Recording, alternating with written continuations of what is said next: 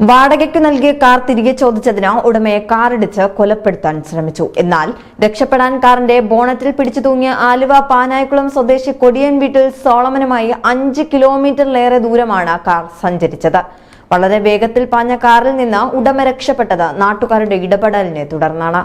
ഇന്ന് രാവിലെയായിരുന്നു സംഭവം. നാട്ടുകാരും ഓട്ടോ ഡ്രൈവർമാരും ചേർന്ന് കാർ തടഞ്ഞ് യുവാവിനെ രക്ഷപ്പെടുത്തുകയായിരുന്നു.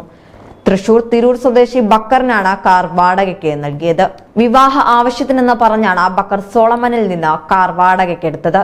ഏറെ ദിവസങ്ങൾ കഴിഞ്ഞിട്ടും കാർ തിരികെ നൽകാൻ തയ്യാറായില്ല. തുടർന്ന് സോളമൻ ബിനാനിപുരം പോലീസിൽ പരാതി നൽകുകയും ചെയ്തിരുന്നു. കാറിന്റെ GPS ലൊക്കേഷൻ നോക്കി അന്വേഷണം നടത്തുന്നതിനിടയിൽ കാർ എരുമപ്പെട്ടി വെള്ളറക്കാട് പ്രദേശത്ത് വെച്ച് കണ്ടെത്തി. സോളമൻ വാഹനം തടഞ്ഞതിന് പിന്നാലെ ബക്കർ ഉടനെ കാർ മുന്നോട്ടെടുത്തു.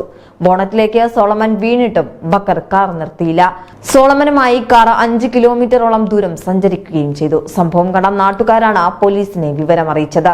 എരുമപ്പെട്ടി പോലീസ് സ്ഥലത്തെത്തി ബക്കറിനെ കസ്റ്റഡിയിലെടുത്തു.